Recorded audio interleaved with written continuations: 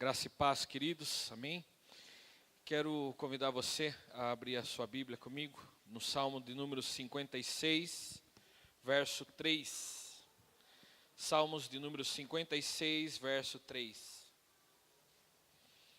Como você já levantou, sentou, pode ficar sentado para nós lermos. Salmo de número 56, verso 3 diz assim: Mas eu, quando estiver com medo, confiarei em ti. Essa é o tema central da nossa mensagem, e foi o tema central pelo qual nós pregamos todas essas mensagens. Apenas acredite. E hoje nós findamos essa série de mensagens com o tema, como vencer o medo do compromisso. Eu quero fazer uma retrospectiva bem rapidinho com vocês dos temas que nós falamos. A primeira semana nós falamos como vencer o medo. A segunda semana falamos como vencer o medo do futuro. A terceira semana falamos como vencer o medo do fracasso. A quarta semana, ou seja, semana passada, nós falamos como vencer o medo da solidão. E hoje nós encerramos essa série de mensagens com o tema como vencer o medo do compromisso. Eu gostaria de iniciar essa mensagem fazendo algumas perguntas para reflexão, para que nós possamos refletir e pensar. Perguntas que devem ficar no nosso coração e certamente vai trabalhar no nosso coração.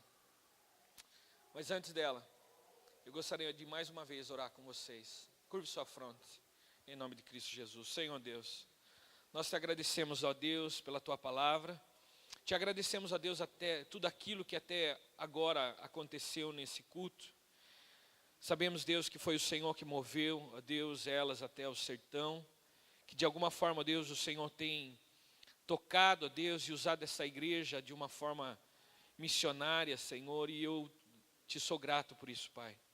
Te sou grato, ó Deus, porque o Senhor tem visto, ó Deus, a nossa dedicação, tem visto, Senhor, ó Deus, o desejo do nosso coração, em cumprir, ó Deus, a tua palavra, naquilo que o Senhor chamou, ó Deus, essa igreja a fazer. Por isso, Deus, eu peço que o teu Espírito Santo possa falar conosco, como falou através dos testemunhos, através do louvor, possa falar também, ó Deus, através dessa palavra. Essa é a minha oração, o meu clamor, em nome de Cristo Jesus. Amém e amém. Queridos, essa mensagem, para ser uma reflexão, ela precisa de perguntas, questionamentos. Questionamentos que nos fazem pensar acerca da vida, acerca de quem somos.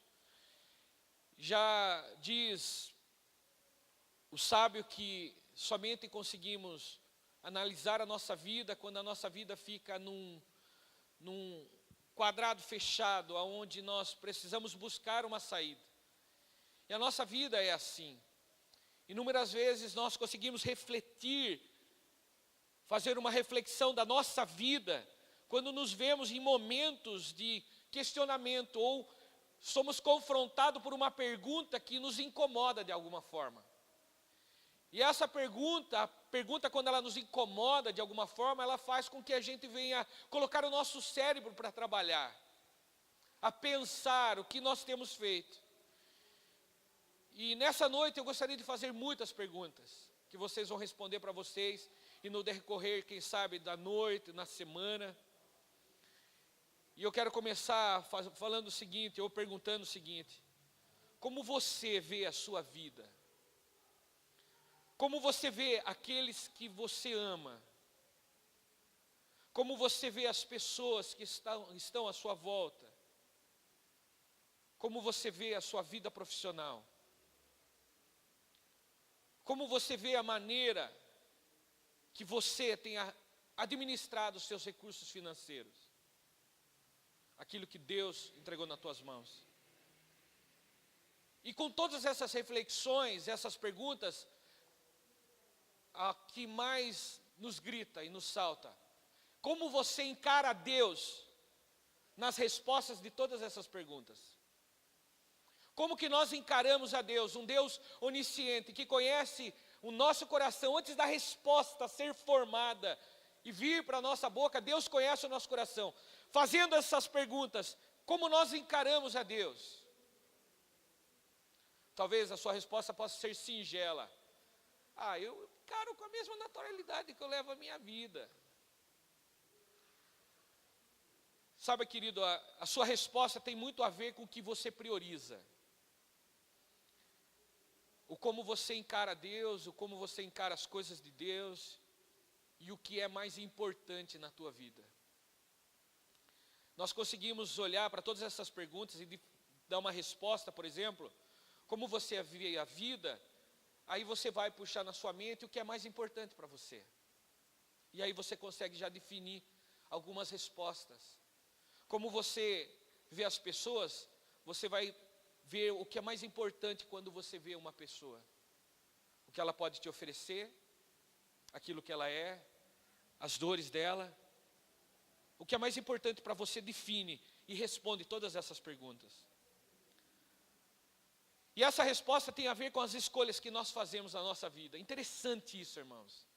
Eu não sei se você já parou para analisar, mas a partir do momento que nós abrimos os nossos olhos, logo pela manhã, até o momento que nós vamos dormir, nós estamos fazendo escolha da nossa vida. Nós não conseguimos passar um minuto só sem escolher, sem fazer escolhas. A partir do momento que nós levantamos, a gente decide, a partir do momento, a hora que a gente vai, se a gente vai pegar aquele despertador, vamos maiar na parede ou vamos simplesmente desligá-lo. A hora que se você vai pôr o chinelo para ir em direção ao banheiro, ao escovar os seus dentes, ou se você vai descalço, e ali vai toda a sua decisão, começou agora, na hora que você acordou. E certamente até a hora que você estiver inconsciente, na hora que você estiver dormindo, é o único momento que você para de fazer escolhas. Mas existem médicos, existem psicólogos e psiquiatras que dizem que até mesmo no sono, os homens fazem as suas escolhas. E quando eu vejo isso, isso é no mínimo cheio de responsabilidade. E as respostas que nós fazemos, as respostas que nós damos, elas nos dominam, e ela nos mostra, e ela ajuda a nos escolher, a nós escolhermos o caminho que nós vamos trilhar. E os medos vêm exatamente por causa disso, porque nós não temos compromissos verdadeiros. Sabe por que nós somos tão medrosos em muitas coisas da nossa vida? Porque nós somos instáveis em escolhas. Nós decidimos hoje algo, nós não conseguimos cumprir aquilo que nós decidimos sentado. Na hora que a gente estiver de pé, a gente muda de ideia. A gente toma decisões sentado. Na hora que a gente se coloca de pé, a gente consegue e já começa o processo de mudança de pensamento daquilo que nós ficamos tempo raciocinando. O sinal da filosofia, do pensamento, é aquele homem que está com a mão na cabeça pensando, mas Sócrates e outros filósofos diziam que esse mesmo homem, ao levantar, ele mudava a sua ideia. Porque o pensamento é isso. O pensamento é volátil. O pensamento muda-se muito rápido. Quanto mais dizer aquele que não conhece ou que deveria conhecer a Deus e tomar a decisão não pelas suas próprias decisões e as suas escolhas, mas pela vontade de Deus. Nas Escrituras nós podemos encontrar o como é importante os compromissos que assumimos da nossa vida. E quando nós falamos de vencer o medo, de tomar a posição de nos comprometermos com algo, é porque quando eu venço isso, eu vou ter que entrar nesse compromisso com responsabilidade.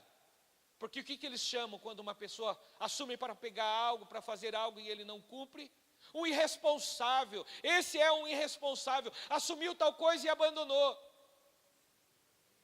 Assumiu um posto de trabalho. Deveria ficar lá na vigília, lá na cancela olhando, e ele falhou, ele foi irresponsável no seu trabalho. Por isso nós, muitas vezes, deixamos de ter compromissos, porque o compromisso gera em nós a necessidade de sermos obedientes, de colocarmos inteireza de coração e vontade de fazer as coisas. Quando nós assumimos o compromisso nas nossas vidas, é importante que nós venhamos a honrar. Já não se fala mais a respeito disso. Mas eu e você precisamos honrar os nossos compromissos, mesmo que seja para nós pagarmos o ônus do negócio. Eu dei a minha palavra, eu vou até o final. Eu dei a minha palavra, eu vou, porque não é só a minha palavra. Eu represento alguém maior. Então eu tenho que honrar. Deus deseja que você e eu venhamos a fazer sábias decisões em relação aos nossos compromissos. Por sabermos que temos que tomar compromissos de verdade, precisamos tomar de um compromisso com uma inteireza de coração. E existem 3 formas de nós, que eu e você podemos expor os nossos compromissos, que fazemos ou deixamos de fazer, ou seja, através dos nossos compromissos, daquilo que assumimos, nós demonstramos com quem nós temos um pacto. E eu gostaria de abordar 3. O primeiro deles é que os nossos compromissos, eles demonstram os nossos valores, ou seja, quando você assume o compromisso com algo, você demonstra valor. Você vai mostrar o valor pelo qual tem. Exemplo, eu vejo lá no seminário do Martin Butzer, pastores, professores, mestres que vieram e estão assumindo um compromisso no início do ano com o seminário. E eles saem de lugares extremos do Brasil todo. E eles sacrificam, teoricamente, os seus compromissos nas suas igrejas, isso e aquilo, porque ele se posicionou e tomou uma decisão de fazer isso. E um dia ele assumiu um compromisso de ir lá, estar indo até lá e dar aula. E para isso ele vai, através desse sacrifício, dessa posição dele, ele vai demonstrar os seus valores, naquilo qual ele acredita. Nós demonstramos os nossos valores, quando nós amamos algo e fazemos algo com compromisso. Dizemos que temos algo como importante para nós, mas os nossos compromissos revelam realmente o que é importante para nós. Ou seja, alguns dizem que a família é o seu bem maior, mas pouco tempo se dedica a ela. Então, ele está enganando a si mesmo. Ele engana a si mesmo. Mas se alguém diz que Deus é importante, mas não leva a sério o seu relacionamento com Deus, novamente essa pessoa se engana. Não, eu amo a Deus mais do que todas as coisas da minha vida. Eu amo a Jesus. Nossa, quando eu estou orando, eu choro. Quando eu estou cantando louvor, eu derramo lágrimas de rio, de tanto chorar, porque aquele louvor me tocou o coração. Mas na hora da sobriedade, que nós precisamos mostrar o nosso compromisso com Cristo, é nessa hora que o Senhor realmente vai chamar a atenção. Porque as nossas palavras não impressionam a Deus, porque Deus conhece o coração. As nossas palavras, por mais bem articuladas que seja, elas não fazem assim, ao ponto de Deus chegar, nossa, que palavra que ele usou. Mas Deus olha e vê o coração. Deus sabe a inteireza de coração do homem, a maneira que o homem faz as coisas, com a sobriedade que ele faz, com a honestidade que ele faz, o quanto ele honra a sua palavra naquilo que ele falou. Aí ele demonstra. Então nós demonstramos o nosso compromisso quando nós demonstramos aquilo que nós damos valor. Os seus compromissos revelam o que realmente é importante para você, querido. Se você parar por um instante e ver o que você tem de compromisso, você já vai entender o que é importante para você. Você já vai ver o que é importante para você. E muitas vezes a gente se engana. O que você realmente ama é o que você realmente valoriza. A gente só valoriza aquilo que a gente ama. Por que um tesouro é guardado dentro de um cofre?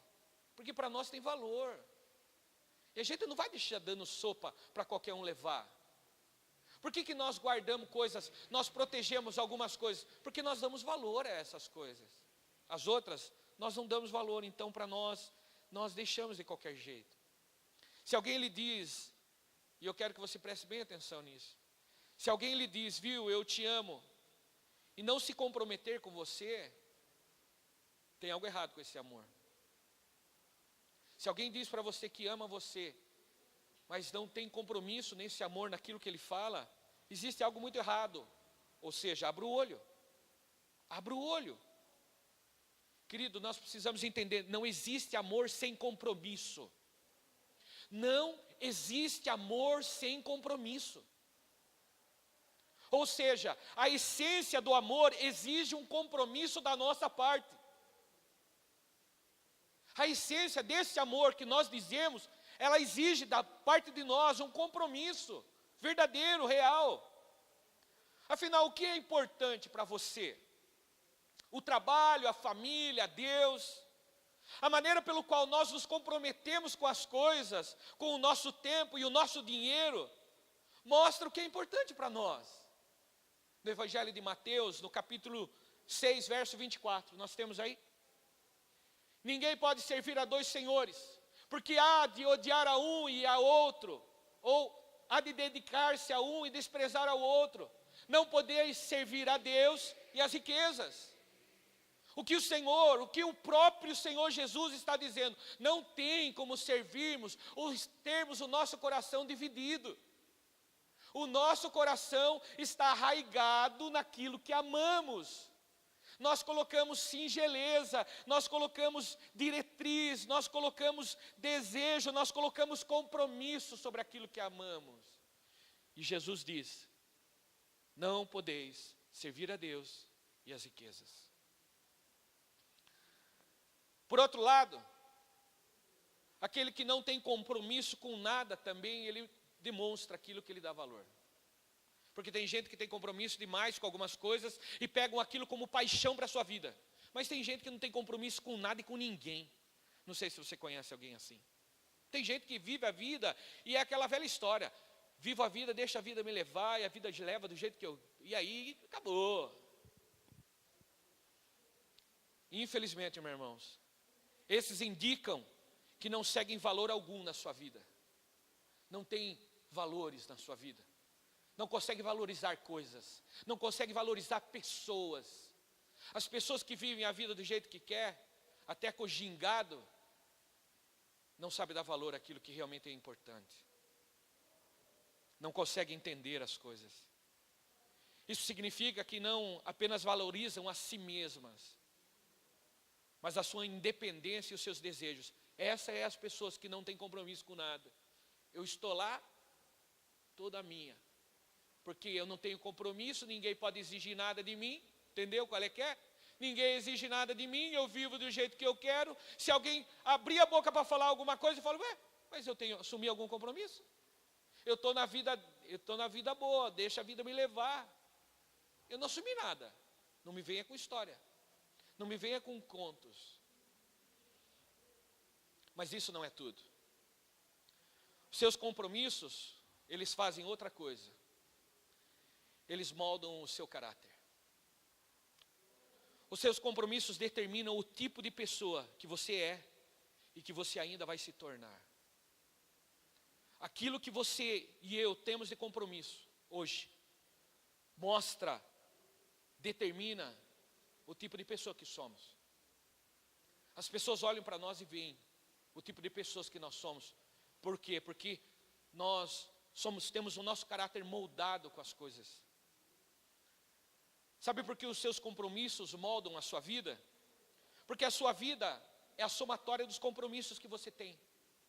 Pega a sua vida agora, pega a minha vida, vamos fazer uma análise aqui, profunda. Pega os seus compromissos, o que você vai fazer amanhã cedo, depois próximo da hora do almoço, e depois o que você vai fazer exatamente na hora do almoço, o que você vai fazer depois do almoço, o que você vai fazer à noite, soma tudo isso, passa a caneta, e aí o resultante vai ser o que está moldando o teu caráter, porque é isso que tem importância na sua vida.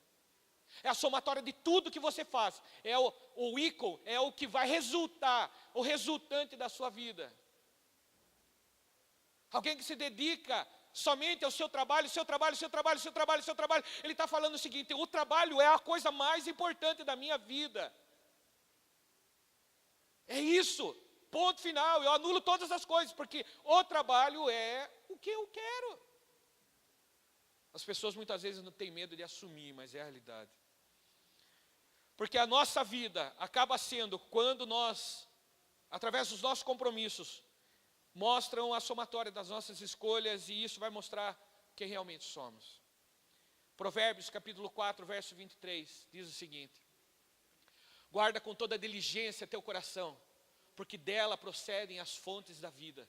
Ou seja, o meu e o seu coração precisa ser guardado de uma maneira com muito cuidado. Porque é através dos nossos corações que nós fazemos as escolhas e fazemos e amarramos os nossos compromissos. Os nossos compromissos são resultado de escolhas do nosso coração. Se o nosso coração for enganoso, o que você acha que vai ser as nossas escolhas? Enganosa. Se o nosso desejo, o desejo do nosso coração for isso, é isso que vai ser. Será que se divertir é o que realmente importa? Será que enriquecer-se é o que importa? Se você pensa que ganhar dinheiro é a única coisa mais importante na sua vida, essa é a decisão que molda o seu caráter. E o mais interessante é que os filhos ficam iguais. Quando a gente entende que ganhar dinheiro é o que nós precisamos, não esqueça que o seu modelo, a sua vida está sendo moldada dessa forma. E isso é o que está moldando o seu caráter. Não, eu vivo essa vida para ganhar dinheiro. Essa decisão sua está moldando o seu caráter. Amanhã você vai ver os seus filhos com a mesma decisão, com os mesmos trejeitos. Só que, por favor, não ache bonitinho. Porque você estragou uma vida. Você fez um outro egoísta, um outro avarento, que vai ter problema lá na frente. Você viverá somente para esse foco, somente para isso. E além disso, os seus compromissos determinam a terceira coisa, ela determina o seu futuro. Ah, querido, como isso é chocante. E é com isso, e mais uma indagação que eu faço a cada um de nós. O que é essa vida comparada com a eternidade? Eu falei isso hoje pela manhã. O que é a nossa vida? 70, 80, 90 anos, comparada à eternidade. O que é a nossa vida? Evangelho de Mateus, capítulo 16, verso 26. Pois que proveito ao homem se ganhar o mundo inteiro e perder a sua vida? Ou o que dará ao homem em troca da sua vida? Que proveito há o homem ganhar o mundo inteiro e perder a sua vida? Estou trabalhando, preciso fazer, mas eu nunca tive tempo para o Senhor. Que bom que você morreu, sabe Deus para onde você foi, mas que você deixou uma herança para os seus filhos. Agora é orar para que eles se convertam e usem essa da melhor forma. Quanto a você que lutou, trabalhou, só Deus sabe agora como que está. Porque a sua vida sempre esteve nisso. Esse foi o seu maior desejo. Esse era o que? Viver e ganhar essa vida. Viver para essa vida, conseguir e trazer as coisas para essa vida. E isso é o mais importante. Cada um de nós precisamos fazer uma pergunta a nós mesmos. E hoje é esse dia para reflexão. E eu e você teremos muitas perguntas para responder, meu irmão. Muitas. E mais uma delas. O que você hoje está trocando por sua alma? O que hoje você troca pela sua alma? Ou seja, pela sua vida. Não se esqueçam que existe um cronômetro regressivo na cabeça de cada um de nós aqui. A gente não sabe o que vai ser os nossos dias. Talvez esse cronômetro esteja chegando ao fim. E isso não significa o quão novos somos ou o quão velhos somos. Esse cronômetro regressivo a qual Deus entregou para cada um de nós, Deus contava com que todos esses dias fosse para a glória do nome dEle. Para que o nome dEle fosse glorificado através das nossas vidas. Nesse término da vida que é apenas passageira. Estamos contando e falando do cântico de romagem. Falamos hoje sobre a exposição do Salmo de número 126. Os 3 primeiros versos e vamos terminar na próxima semana os 4, 5 e 6. Onde fala que aquele povo voltava de um período de cativeiro, onde eles sofreram muito e viveram momentos difíceis. Eles voltaram como que em sonho, eles voltaram com riso no seu coração, eles voltaram alegres porque eles entenderam o tratamento de Deus e agora eles voltaram para a terra da promessa. E essa é muitas vezes a maneira que Deus trabalha. Deus muitas vezes nos coloca numa Babilônia na vida, porque Deus precisa trabalhar do nosso coração. Porque Deus precisa mexer com os nossos valores, com os nossos alicerces, com aquilo que nós temos por importante. Ele nos joga lá para a gente começar a lembrar das promessas e falar: meu Deus, o Senhor tinha me dado promessa, o que eu estou fazendo da minha vida? O que eu estou fazendo? Eu estou vivendo essa vida como um louco, como se eu fosse viver 200 anos. E o cronômetro está lá. Ó. Quem disse que nós podemos pará-lo? Quem disse que nós podemos chegar e apertar um botãozinho e falar: parou, upa, estagnou. Talvez esse cronômetro esteja chegando ao fim para mim ou para você. Como eu disse, cântico de romagem. Cântico de romagem, o que é o termo, que são alguns salmos que falam a respeito disso, significa o cântico, ou seja, os sermões, ou seja, a poesia, ou seja, os salmos daqueles que estão no caminho, aqueles que estão marchando em rumo à direção aos céus. Na época era no templo, mas hoje nós entendemos que o nosso templo não é feito numa mão humana, por mãos humanas, mas somos peregrinos numa terra estranha, que essa terra não é nossa. Nós sabemos disso, irmãos. Você não foi feito para a sua imagem e semelhança, não é isso aqui, ó. Você pode olhar, a imagem e semelhança a Deus. Não é essa carne que eu e você podemos olhar, essa carne corruptível. Mas é o nosso corpo glorificado, é para isso que o Senhor nos chamou e nos separou. E quando nós fazemos essa pergunta, ela é pertinente. O que hoje eu e você estamos trocando, pelo que nós estamos trocando a nossa alma, a nossa vida? Esse cronômetro não para. Os nossos dias estão indo embora. Cada um de nós trocamos as nossas vidas. Nós estamos trocando a nossa vida por algo. Você troca a sua vida por algo. Sabe, nós podemos, cada um de nós, podemos estar fazendo essas trocas hoje, agora, pelo trabalho. Eu estou trocando a minha vida com Deus e o meu relacionamento com Deus por causa do trabalho. Por causa da TV, por causa da curtição, por causa de um caso extraconjugal. Muitos trocam as suas vidas por causa de um time de futebol. Outros, por comida, por cigarro, por bebidas, por sexo, por drogas. Muitos trocam as suas vidas. A todo momento nós estamos trocando a nossa vida por alguma coisa. Estamos trocando. Tem pessoas que pode falar: eu estou apenas matando meu tempo, sabe? Eu não tenho o que fazer, eu fico aqui, ó, matando meu tempo. Você não está matando tempo. Você está se suicidando aos poucos. Sabe por quê? Você está se suicidando aos poucos? Por um motivo muito claro e óbvio. Porque tempo, o nosso tempo é a nossa vida. O seu tempo é a sua vida. O seu tempo é mais importante do que o seu dinheiro. Sabe por quê? Porque o dinheiro sempre a gente dá um jeito de conseguir um pouquinho mais.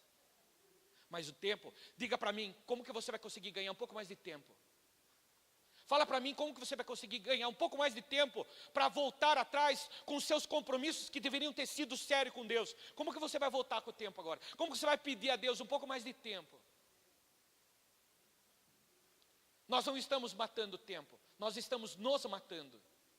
Nós estamos acabando com aquilo que era para ser valoroso na nossa vida.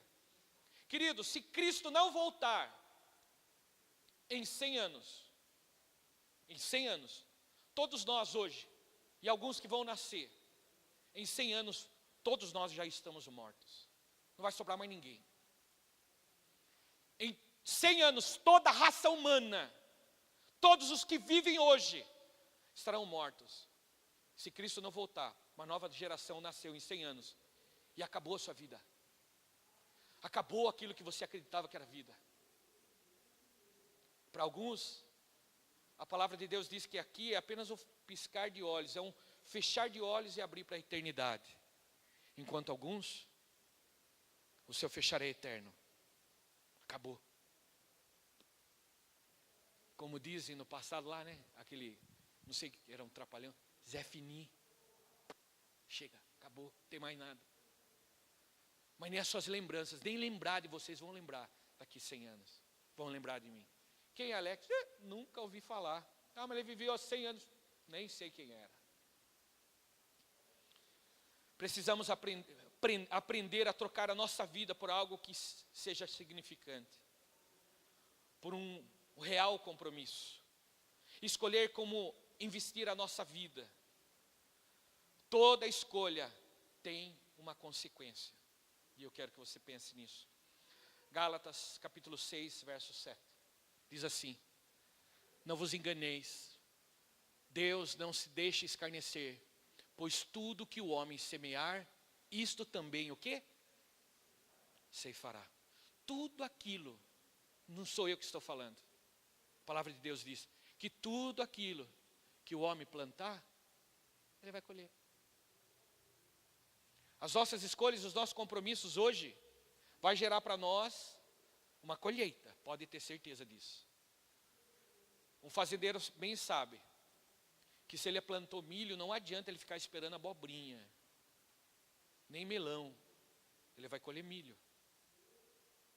Aquilo que nós plantamos é o que nós vamos colher. E nós precisamos ter sabedoria para plantar. E isso é simples.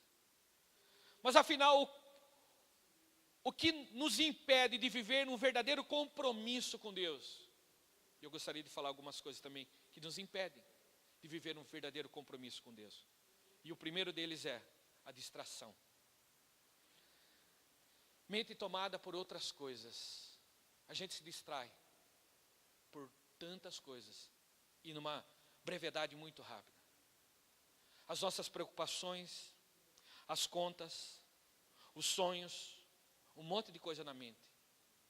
Essas distrações, elas nos impedem de viver um verdadeiro compromisso com Deus. Ela nos impede disso. Ela vai chegando a um ponto que ela vai atrapalhando. Nós somos bombardeados a todo momento com a TV e com a questão de ter coisas. O sistema diz, quando eu digo sistema, eu estou dizendo esse sistema de governo, de política. Esse sistema que nós vemos hoje, ele diz o seguinte: a pessoa é o que ela tem. E você não é o que você tem. O que você tem não está na jogada, você não é o que você tem. Mas a TV fala, mostra isso. E isso, pessoas condicionam o seu compromisso, são distraídas do seu compromisso com Deus, porque elas ficam pensando, ai, como vai ser daqui a alguns anos, e elas não estão vivendo hoje, elas estão vivendo alucinadas, como vão ser daqui a algum tempo. E o mais interessante é que para se distrair com esse mundo, você e eu não precisa de muita coisa, ou seja, melhor dizendo, eu e você não precisamos de nada para nos distrair com esse mundo. O mundo é o suficiente para nos atrair e nos deixar abobado, tirar de nós tudo aquilo que tem importância. Você não precisa fazer nada, ele se encarrega disso. E nós acabamos negligenciando muitas coisas e o compromisso com Deus verdadeiro por causa da distração.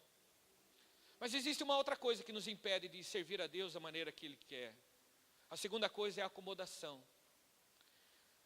Sem compromisso com Deus, por se acomodar, ou seja, minha vida está boa do jeito que está. Eu estou acomodado, estou no conforto. No passado a gente ouvia muito falar isso, né? Ministérios de louvor falavam, pastores falavam, você tem que sair da sua zona de conforto, isso e aquilo. É exatamente isso. Nós estamos acomodados com a nossa vida. Mas está tudo bem, sabe, a minha vida está boa, do jeito que está. Eu não preciso mexer nada, não preciso mais, um compromisso com Deus. Poxa, eu acho que somente do jeito que eu estou fazendo está bom demais. Tá legal. Afinal de contas, eu acho que eu sou uma boa pessoa, sabe? Estive analisando aí, eu sou uma pessoa boa. Essa é a acomodação. Nós nos acomodamos, acreditando que somos, e vamos vivendo do jeitinho que dá, pensando assim mesmo, tá bom. Dar desculpas para não buscar a Deus. Só no domingo tá bom. Oração, terça-feira, puxa, é difícil. Vigília a cada 15 dias.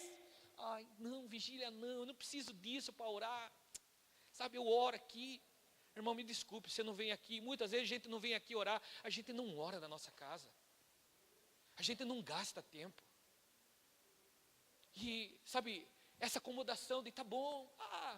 Eu tenho uns compromissos, aí não dá, sabe. E a terceira coisa é a barreira do perfeccionismo, ou seja, Eu estou buscando estar perfeito. Quando tiver tudo certinho na minha vida, daí eu vou para Deus. Não, já ouvi muitas vezes as pessoas falando o seguinte: ó, pastor, eu quero me batizar, sabe? Eu quero fazer tudo certinho, mas deixa eu primeiro parar de fumar, deixa eu primeiro parar de beber, depois eu vou. Na hora que eu olhar para mim e eu achar que eu estou perfeito, daí eu vou para Jesus. Quem disse que o meu e o seu achômetro daquilo que é perfeito é o que é perfeito diante de Deus? Aquilo que a gente acha que é perfeito não é perfeito aos nossos olhos. Aquilo que a gente olha e pensa que é ouro que reluz, o Senhor vê e olha e vê que é estrume brilhante, pintado de um douradinho. O perfeccionismo da gente achar, não, mas sabe, eu preciso fazer assim. Isso também é uma desculpa para nós não fazermos, não vivermos o compromisso com o Senhor. Tudo isso são o quê? O nosso tema. Vencendo o quê? A nossa luta contra um compromisso verdadeiro com Deus. E isso são coisas que nos levam, que são levantadas. E aqui, você se prepare, por favor. O quarto ponto é o egoísmo. A Bíblia é inequívoca em dizer que a raiz de todos os problemas é o egoísmo. Nós sempre fazemos contrário ao que Deus quer. Sempre fazemos contrário ao que Deus quer. Essa é a nossa natureza caída. Mas temos que lutar contra isso. Nós não podemos ser, eu sou assim mesmo, não dá, não tem mais jeito para a minha vida mesmo, eu sou assim, nem busco mais. Isso é egoísmo, isso não é humildade. É falsa humildade enroscada no egoísmo profundo. Sabe, queridos, nós precisamos lutar com isso com força. A gente só pensa em nós mesmos, pensando do que é melhor para nós mesmos. Você já pensou por algum momento em fazer, sabe, talvez seja só comigo. Eu me encaixei nisso, na hora que eu estava preparando isso, eu disse porque isso é da minha vida. Talvez você esteja num nível melhor do que eu e não tenha caído nisso.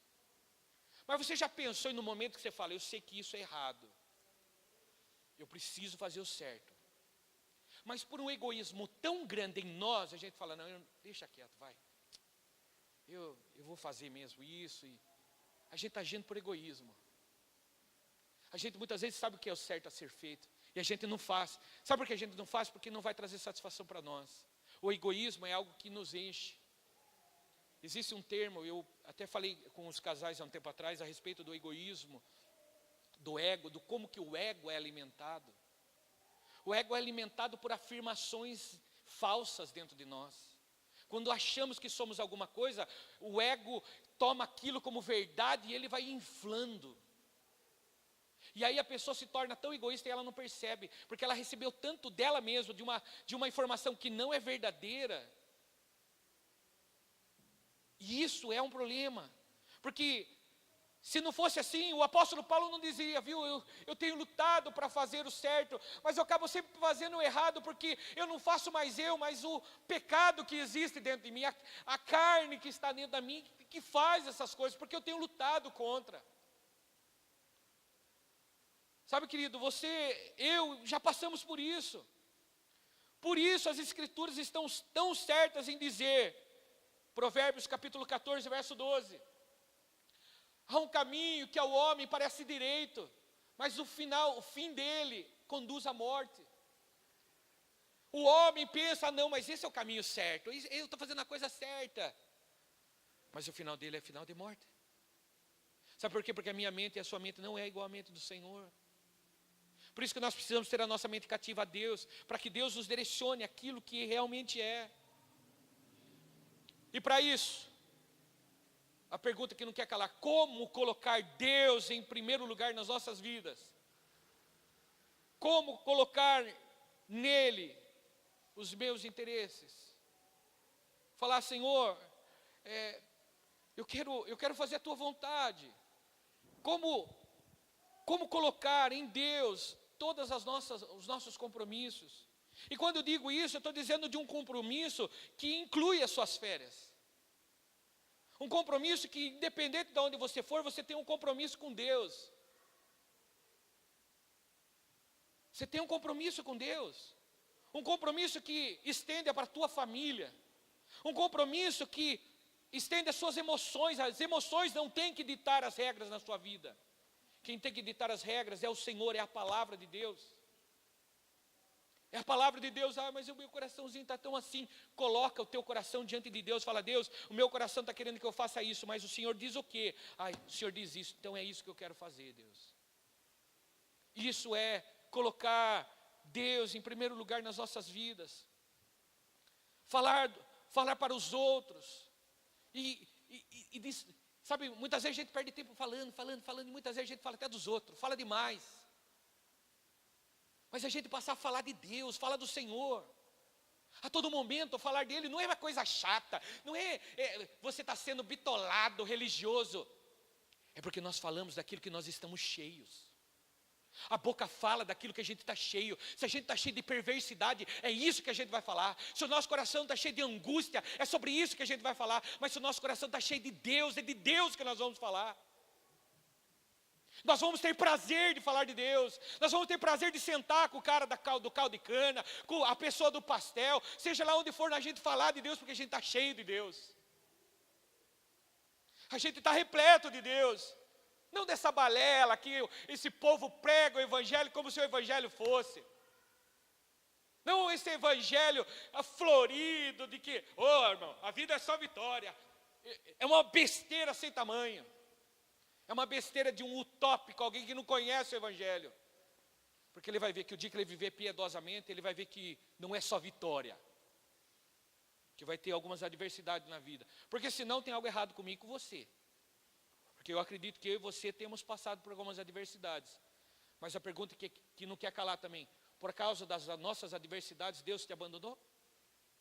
Você não consegue vislumbrar todos os problemas. E se você parou nos problemas, se você olhar bem profundo, você vai ver que atrás dos problemas tem alguém maior. Tem alguém que vai sobrepor todas as nossas tribulações, as nossas adversidades, e você vai ver, e você vai enxergar que Ele estava lá, e Ele sempre esteve lá. Ele sempre esteve lá. Ele nunca te abandonou, porque a palavra de Deus diz, eu nunca deixarei você, eu não te desampararei, e ainda que teu pai, a tua mãe te abandone, eu vou estar com você. Sabe o que é essa certeza? Nós precisamos ter essa certeza no nosso coração, que todo mundo pode nos abandonar, nos deixar, no acerto ou no erro, o Senhor não nos abandona. E isso tem que gritar no nosso coração. Outra forma de demonstrar que Deus é prioridade na sua vida, é demonstrando como. Para a última, está preparado? Eu espero que sim. O como você gasta o seu dinheiro e o como você gasta o seu tempo. É fácil. Pega o extrato da sua conta corrente, pega o extrato do seu cartão de crédito, olhe para dentro dele e veja para o que você dá valor. Ali vai mostrar o que realmente importa para você. Olhe para dentro dele. Faça uma análise minuciosa, mas como contador, de repente, não pega só o primeiro mês, pega 3, pega 6 meses. E olha, mensalmente, você vai ver, faz um checklist daquilo que você mais gasta. Depois você vê tudo isso, e aí você vai ver o que você gasta com outras coisas. E se nós somos um resultante de tudo aquilo que a gente faz como prática, aí você vai ver. Aí nós vamos vamos ver realmente o que para nós é importante. Eu e você vamos ver o que é importante para nós. A maneira pelo qual você gasta o seu dinheiro e o seu tempo mostra o que é prioridade para você. Eu repito isso. Aquilo que você gasta o seu tempo e o seu dinheiro mostra o que é prioridade para você. Eu sei, querido, das dificuldades que o país tem enfrentado, os momentos difíceis de muitos irmãos que têm passado por momentos de aperto financeiro. Mas se você quer escutar um conselho meu, coloque Deus em primeiro lugar também na sua vida financeira. Honre a Deus com a sua vida financeira. Se você realmente quer as bênçãos de Deus, se você deseja isso, você precisa colocar isso em primeiro lugar na sua vida, como muitas outras coisas. E eu quero, está sendo filmado, depois esse vídeo vai ser passado, e eu quero deixar claro aqui mais uma vez, eu abomino a teologia da prosperidade. Ela é uma teologia de demônios. A teologia da prosperidade, onde fala você dá para Deus dar, isso é uma obra carnal, é uma obra do próprio diabo colocando o interesse e trabalhando no egoísmo do homem. Mas isso não muda a nossa responsabilidade de sermos fiel com Deus, inclusive com as nossas finanças. Não porque Deus vai nos dar, porque Deus já nos deu. É por isso que nós precisamos ser fiéis a Ele e mostrar. Essa é uma maneira de mostrar para Deus o quanto nós temos compromisso com Ele. Quando a gente fecha dessa forma, a gente pode falar, mas calma aí, pastor, agora pegou o negócio aqui. Como que eu posso entender um negócio desse? É demonstração daquilo que tem importância para você. Cheguei mais um momento da vida, vou dar um exemplo prático. Você está construindo uma casa, como eu e minha esposa estamos fazendo. Tínhamos projetado para fazer uma parte da nossa casa e aí as coisas aconteceram. A gente viu que o dinheiro que a gente tinha não deu para o cheiro, mas está lá. A gente vai tocandinho, tijolinho aqui, tijolinho ali, tal, isso, aquilo. Mas em momento nenhum nós deixamos de honrar e saber dos nossos compromissos com Deus. Se depender de tirar disso para colocar lá, aquela casa vai ficar do jeito que está durante muito tempo. Sabe por quê? Porque no extrato das contas, no extrato da conta corrente, do cartão de crédito, seja lá o que for, você pode ver que está lá também um compromisso. Está lá, aonde está o meu compromisso? Aonde está o meu coração? Eu não estou aqui batendo e falando sobre a questão de dinheiro, nada disso, irmãos. O que estou dizendo é aquilo que é o nosso coração. Não adianta a gente se enganar. Com quem a gente está querendo se enganar? Aquilo que a gente dá valor é aquilo que a gente ama. Onde estiver o teu coração, ali também está o teu tesouro. Outra coisa, penúltima, para não encerrarmos. A penúltima posição de nos colocarmos, de como colocar Deus em primeiro lugar na nossa vida, é quando nós passamos a entender a vontade de Deus acerca da oração. O nosso compromisso com Deus em oração. Queridos, a oração ela é algo importante na vida do cristão. Nós somos respostas e resultante também das nossas orações. Um professor meu, um teólogo muito conhecido no Brasil, ele diz o seguinte, que as nossas orações expressam muito de nós e de quem somos. As nossas orações expressam aquilo que eu sou. Quando eu oro em secreto ou oro em público, isso mostra aquilo que eu sou. Porque através das minhas palavras as pessoas conhecem aquilo que está e aonde está o meu coração. As nossas orações, elas são importantes. Nós precisamos ser um povo que ora. Isso daqui só é casa de oração, porque existe oração, porque senão nós poderíamos colocar outro nome. Nós somos parte do corpo, da igreja, mas para isso daqui ser um santuário, para ser um lugar de oração, uma casa de oração, precisa haver oração. Por isso nós precisamos orar. E a última, nós precisamos amar e desejar as Escrituras. As Escrituras precisam ser inerrantes para nós. Sabe por quê? Porque para Deus ela o é. As Escrituras não falham. As Escrituras ela é o bem maior que Deus deixou para nós essa terra. Tem falta de sabedoria? Peça a Deus que o dá. Quer saber como Deus trabalhou? Vá às Escrituras. Quer um compromisso maior com Deus? Vá para a escola bíblica dominical. Ah, mas pastor, é muito difícil. Tá bom, até entendo. Mas agora você pode vir no culto de manhã e estender para a escola bíblica. Mas pastor, não sei o que, também hoje nós vamos dar para você uma sugestão de leitura. Nós precisamos, querido, nos voltarmos às Escrituras. Nós precisamos amar as Escrituras acima de todas as coisas, para não cair em todos esses erros que foram falados. Nós precisamos amar com diligência esse amor que nos transforma através das Escrituras, porque a palavra de Deus diz que é a palavra de Deus que nos liberta.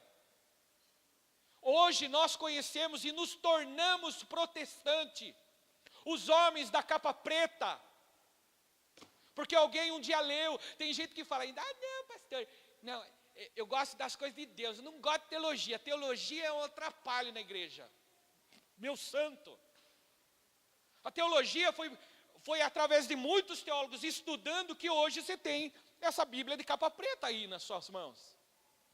Hoje você é um protestante, confesso, porque um dia alguém leu as Escrituras, amou as Escrituras, gastou horas lendo as Escrituras, traduzindo com luzinha de vela lá, e olhava, vista cansada, falava, olha, eu estou encerrando a minha vida, eu parei aqui, você vai continuar. E outro autor começou a olhar e a escrever, e aí bateu a velhice também, a cegueira, e começou para que chegasse nas nossas mãos.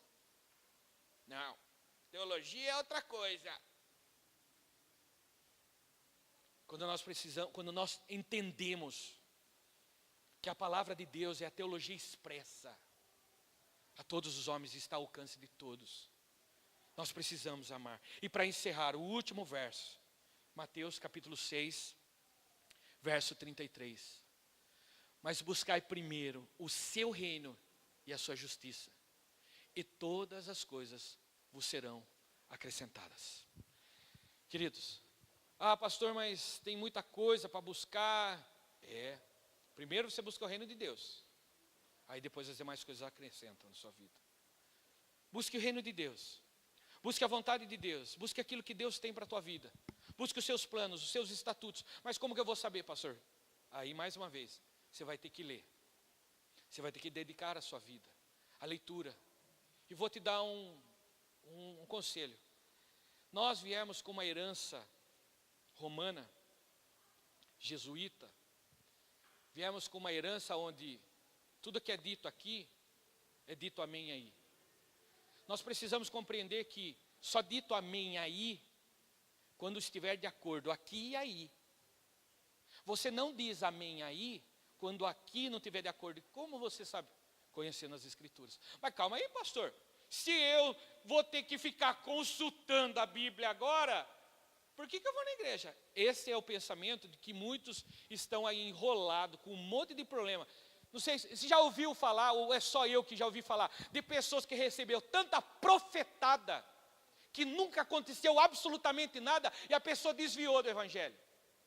Frustrada com Deus, mas não é com Deus que ela devia se frustrar.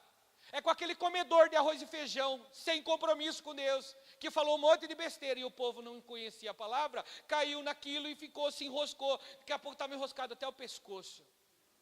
Mas se conhecemos a palavra de Deus, eu acho que o pastor se equivocou hoje. Conhecendo o pastor, eu acho que o pastor se equivocou. Eu vou conversar com o pastor. Pastor, você falou isso é verdade? Olha, irmão, eu falei isso. Já aconteceu isso, viu? O pastor Rafael uma vez falou para mim, pastor Alex, você falou isso. Eu falei, você está louco, rapaz? Eu não falei isso, não. Falou, pastor, tem gente que mais sabe que você falou. Eu falei, então, aí na hora que ele falou, eu falei, é verdade.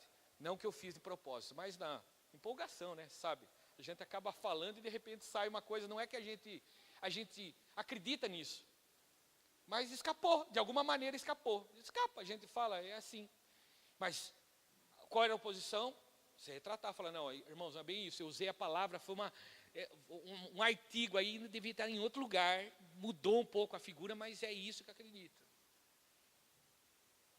Porque nós temos essa liberdade.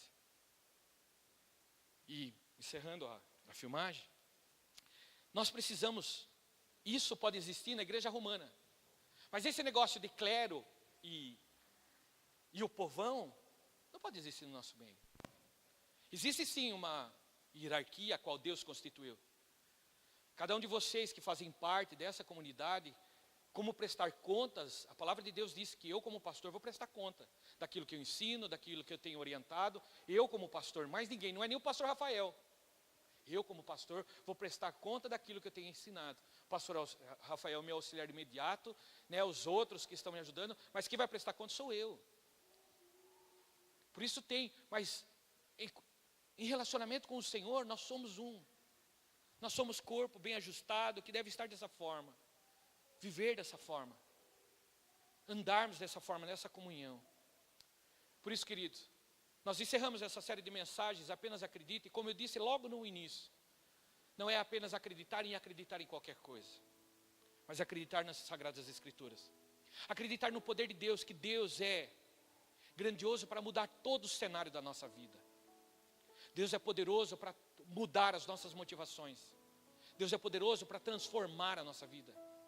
Deus é poderoso para trazer sentido novo para a nossa vida.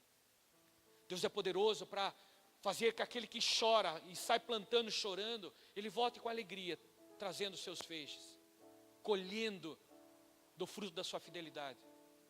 Nós somos igreja não porque estamos reunidos aqui na Ubirajara 1142.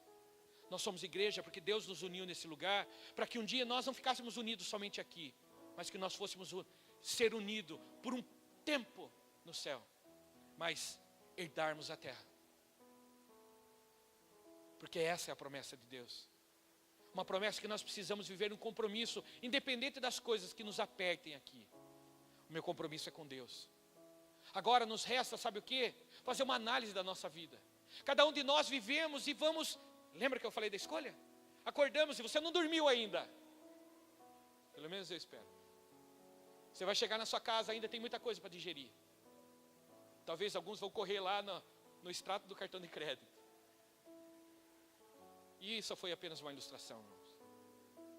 Mais uma verdade. Mais uma ilustração. Mas que mostra a verdade. Mas nós vamos ter que digerir isso de alguma forma. E o que Deus espera de nós é que, independente de todas as coisas, nós possamos estar firmados nele. Sabe por quê? Porque no final das contas, no final da nossa vida, quando um dia, isso é tão glorioso, irmãos. Isso é tão glorioso. Um dia eu não vou chegar, Deus um dia não vai... Quando a palavra de Deus diz que todo joelho se dobrará, nós estaremos nos curvados diante da pessoa bendita de Cristo. Nós nos prostraremos diante dele. E Deus vai pedir para ver as nossas mãos. A pergunta é mais uma: o que nós vamos apresentar diante de Deus? As nossas desculpas esfarrapadas nunca colou para Deus. É isso que nós precisamos entender. Imagine alguém que conhece a mente e o coração, conhece todas as coisas. Você está tentando montar um balaio de gato para tentar se sair dessa. Deus fala: para, filho, eu conheço você, rapaz. Conheço teu coração. Você quer enganar quem? Existe um termo no latim que eu amo, acho maravilhoso, que ele é usado como estar diante de Deus, corem Deus. Nós fazemos culto, nosso culto aqui, nós não fazemos invocando a presença, como alguns acreditam. Você entra no lugar e começa a invocar a presença de Deus, e de repente Deus vem. Nós fazemos um culto diante de Deus. É como se Deus estivesse no seu trono aqui, e nós fazemos o nosso culto racional diante de Deus, e para Deus, e invocando a Ele. Mas um Deus que, enquanto nós pensamos, Ele vai sondando o nosso coração e fala: eu conheço você, Renata. Conheço você, Verônica. Eu conheço você, eu conheço cada um de vocês. Eu conheço você, Renan, conheço você, William. Eu conheço você, você é meu. E eu vou fazer o que for para ter você para mim.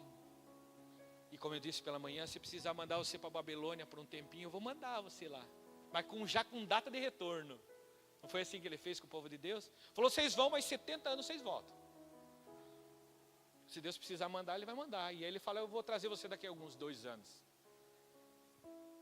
Ai, como é difícil, irmãos. Mas Deus promete que mesmo assim Ele estaria conosco.